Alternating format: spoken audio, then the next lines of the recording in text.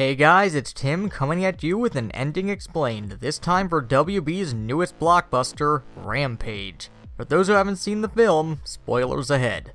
After George is cured of his aggression that was caused by his mutation and the Wyden siblings are killed, George has to then stop both Ralph and Lizzie from destroying the city, with the help of Davis Okoye, played by Dwayne Johnson.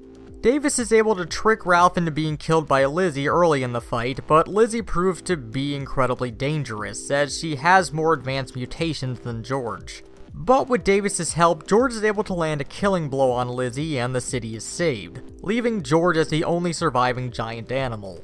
After this, George plays a joke on Davis by pretending to die from his wounds.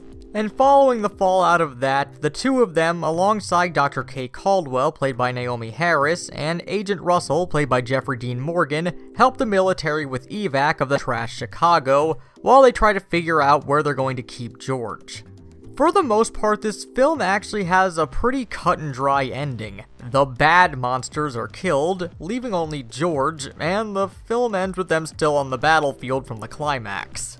However, there are still some avenues that are left open for a potential sequel.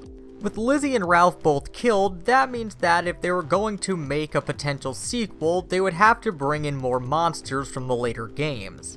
In the second game on the N64, Rampage 2 Universal Tour, 3 new animals and 1 alien are added to the cast: Curtis the Rat, Boris the Rhino, and Ruby the Lobster.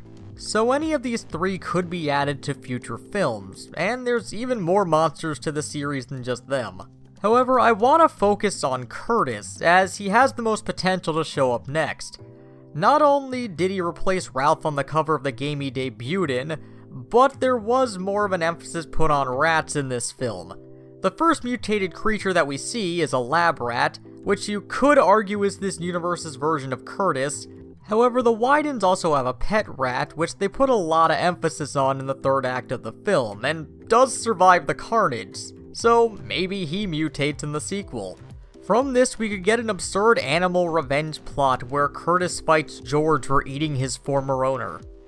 The other 2 could show up as well based on things we see set up in this film. More than 3 canisters made it onto the escape pod, so maybe some of them weren't activated right away. We also have the setup with George finding out where they're going to keep a giant gorilla, as well as the fact that George and Davis killing the other 2, and seeing that George is on their side is what caused the military to call off a bomb strike on Chicago. So how would having a giant monster asset like George affect things in the future? There's possibility to explore there. What do you guys think? Would you want a sequel? And what would you want to see in it? Well, as always, let us know down in the comments, but until next time, this has been Tim from the Hybrid Network, signing out. Hey guys, thanks for watching, but if you want to take your support to the next level, consider hitting that subscribe button and the bell next to it to be immediately informed whenever a new video goes up.